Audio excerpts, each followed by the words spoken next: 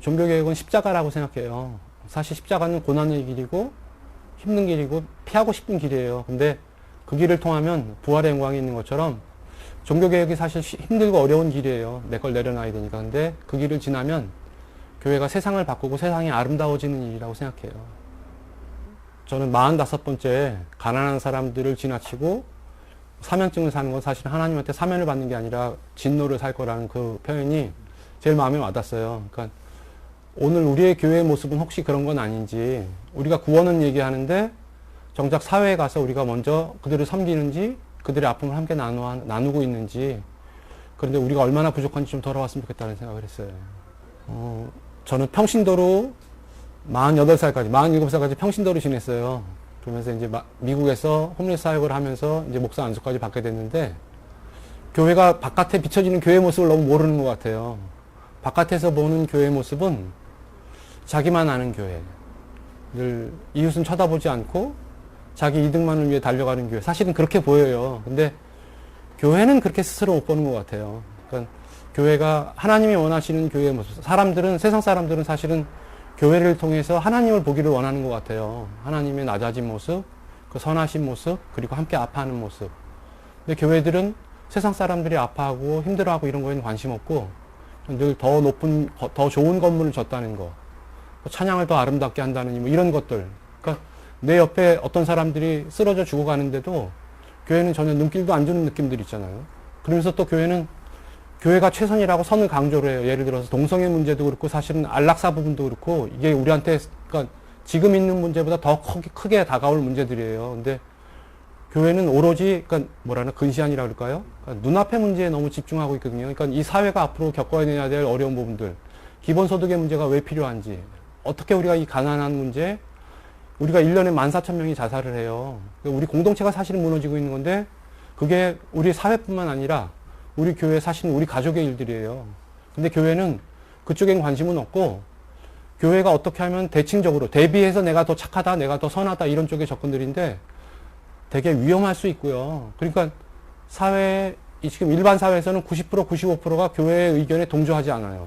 나도 죄인인데도 불구하고 내가 구원받은 거지, 내가 구원받아서 내가 의인이 돼서 내가 재판관의 자리에 가는 건 아닌데, 교회가 어떤 사회랑 소통할 때 좀 착각하고 있는 부분들이 있다. 그래서 우리가 얼마나 죄인인지, 우리가 얼마나 부족했는지 반성하면서 가면 어떨까.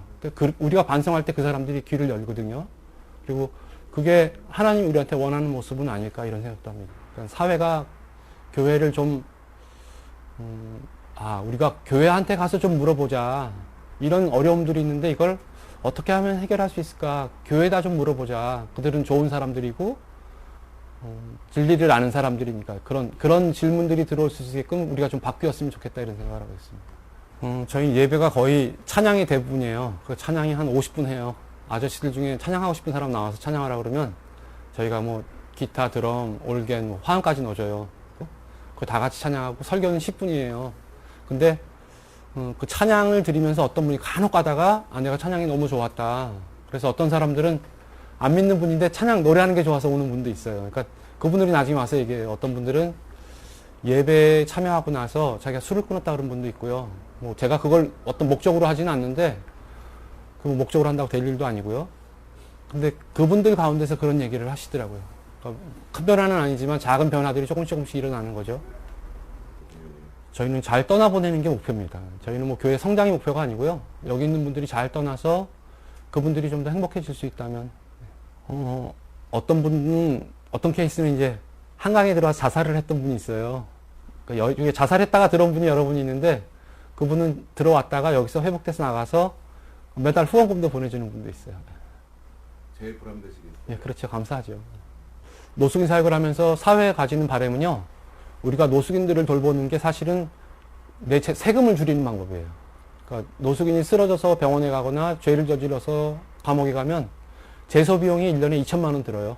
그러니까 내가 누구를 하나 감옥에 보내야지 이러는 순간 2천만 원이 내 돈에서 나가는 거나 똑같거든요.